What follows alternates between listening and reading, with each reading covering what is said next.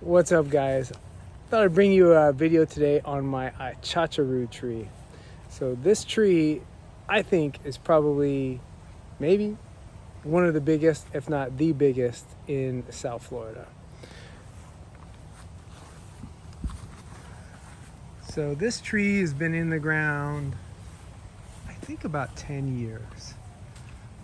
These guys grow really slow for the first few years. And then, as you can see by this guy here, they start to pick up steam. So at this point, this is a fruiting tree. It's been fruiting for, I would say, 3 seasons. And you can see for the size comparison on the trunk versus that mango IPA can, that we got a pretty thick trunk on this tree too. So it's a nice, well-established tree. And so it definitely puts out a lot of fruits for us to eat during the summer. Yeah, it has been fruiting really well. It pumps out tons of these really great tasting fruits. Right now they're in the green stage. Like, here's a couple small ones. And you can see up in the canopy, they're all over the place. This tree's probably holding, I don't know, maybe 500 fruit, something like that. And really tasty. Mine typically have 1 seed in them from this tree. I don't know if that's the standard way that they end up maturing or if that's specific to my tree. But unlike the Luke's Garcinia, which can have 3 seeds or usually have 3 seeds, this Achachairu tree is pumping out fruits with 1 seed. And they definitely have like a long period of time like in between the amount of fruits.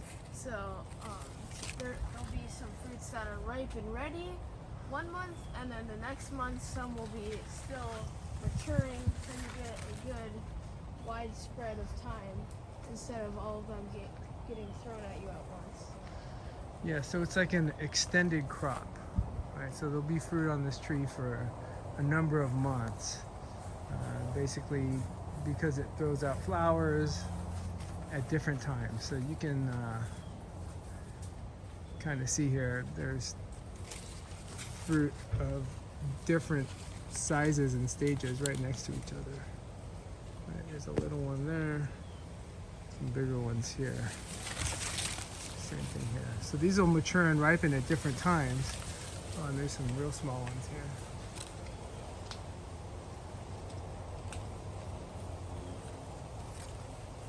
Which is a great feature because you have an extended season with this tree. So anyway, you can tell this is a beast of a tree. As far as Achachairus go in South Florida, could be the biggest. I don't know, 25 feet wide from that tip all the way over there, maybe more. Instead of being a small and compact tree, it definitely grows out wider than a lot of the other Garcinias that we have. Yeah, we have some Luke's Garcinias that tend to be tighter. You can see how this kind of goes wide and sprawling. It really does take up some real estate horizontally. Doesn't go real tall though. I mean it's tall. It's a big tree, but it's maybe 25 as compared to this Luke's Mexican Garcinia. It's a mostly male tree. This could be the biggest in Florida also. It's a big old Luke's.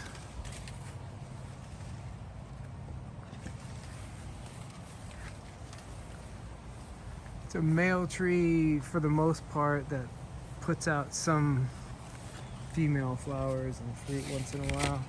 They're not as big as the Luke's on some of my other trees. Anyway, that's my biggest Luke's.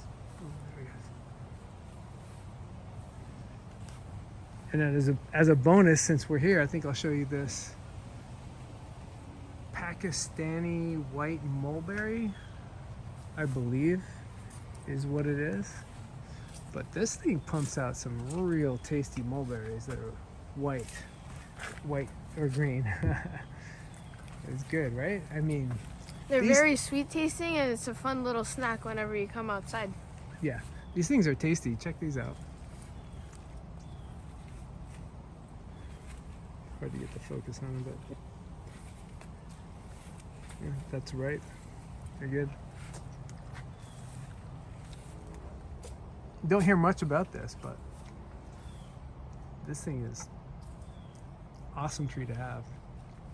It's grafted, been in the ground probably 8 to 10 years. It's grafted. You can see the graft line there. Got it from Excalibur Nursery in Fort Worth, Florida. So, but it pumps out a lot of these tasty mulberries. So, if you can get a hold of one of these, worthwhile, for sure.